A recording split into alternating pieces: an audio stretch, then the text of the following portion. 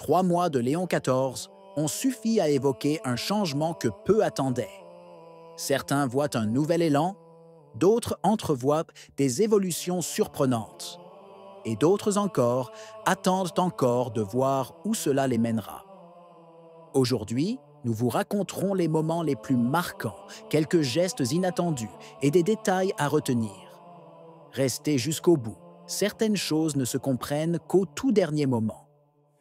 3 mois seulement se sont écoulés depuis cet après-midi du 8 mai, où la loggia centrale de Saint-Pierre s'est ouverte sur le visage du nouveau successeur de Pierre, Léon XIV.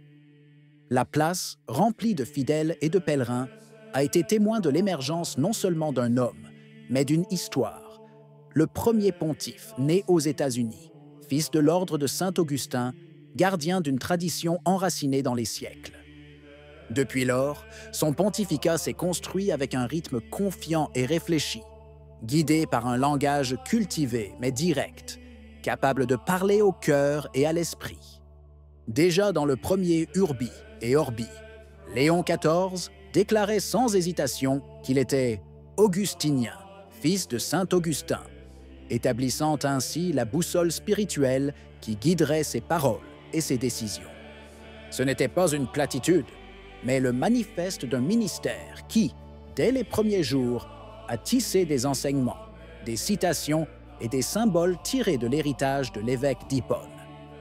Et ainsi, tandis que le monde l'observe avec curiosité et dans certains milieux avec un scepticisme prudent, au cours de ces 90 jours, sa figure s'est imposée comme un signe de continuité avec la grande tradition, même si elle porte des accents personnels qui promettent de laisser une empreinte distincte dans l'histoire de l'Église.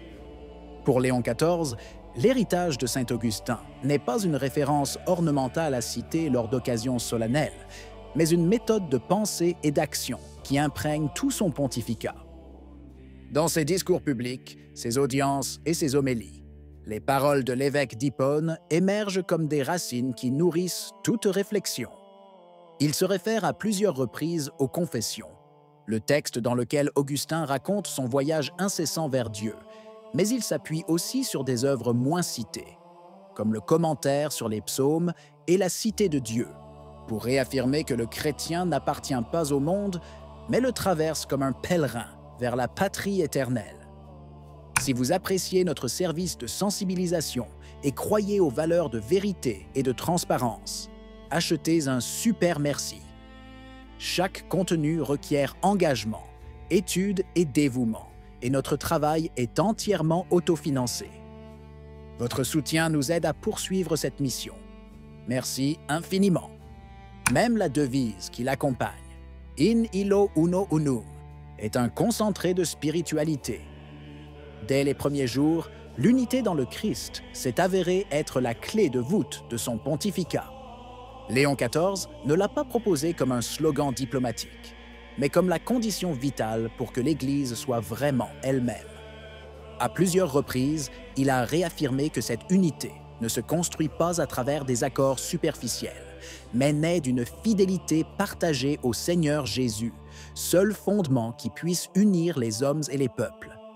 Le choix de la devise épiscopale, In illo uno unum, est le signe visible de cette priorité. Non pas un programme politique, mais un rappel de la racine théologique de la communion.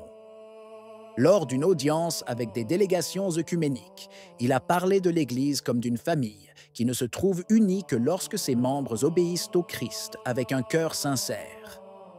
Et le même appel résonnait dans ses messages aux jeunes, aux œuvres pontificales missionnaires et aux pèlerins. La variété des langues et des cultures n'est pas un obstacle, mais devient une richesse si nous reconnaissons un unique Sauveur. À une époque où le corps ecclésial est en proie à des tensions internes, ces paroles résonnent comme une invitation pressante à revenir aux sources et à se laisser façonner par l'Esprit, le seul capable de transformer les divisions en harmonie. Pour Léon XIV, l'Église n'est pas une forteresse immobile, mais un peuple en chemin vers la patrie céleste. Dans ses discours, il a insisté sur le danger de la sédentarisation spirituelle, ce repli sur soi qui transforme la communauté des croyants de pèlerins dans le monde en mondain, prisonniers de leur propre sécurité. Citant de Civitate Dei, livres 14 et 16, il rappelle que le chrétien appartient à la cité de Dieu et s'y dirige en voyageur, soutenu par l'espérance. Il a exprimé cette perspective augustinienne dans divers contextes. S'exprimant dans des universités catholiques, il a répété que le cœur de l'homme reste agité jusqu'à ce qu'il se repose en Dieu. S'adressant aux migrants et aux réfugiés, il a montré comment le chemin terrestre de l'Église reflète le chemin de chaque homme vers sa véritable patrie. Même à Medjugorje, s'adressant aux jeunes, il a décrit la maison du Seigneur non pas comme un objectif lointain et statique, mais comme la joie d'un pèlerinage partagé, fait d'étapes concrètes et de camaraderie fraternelle. Le pape dessine ainsi une foi vivante qui ne se contente pas de conserver ce qu'elle a, mais qui avance vers l'éternité, le regard fixé sur le Christ. Le style de Léon XIV s'est clairement révélé lors de ses premières rencontres avec des cardinaux et des pasteurs de sensibilités opposées, un geste qui n'est pas passé inaperçu au Vatican. Il n'a pas hésité à saluer des personnalités connues pour leur proximité avec des positions progressistes, ainsi qu'à tendre la main à des personnalités d'orientation traditionnaliste, allant même jusqu'à exprimer des paroles d'estime publique à l'égard du cardinal Burke, souvent perçu comme une voix critique envers Rome ces dernières années.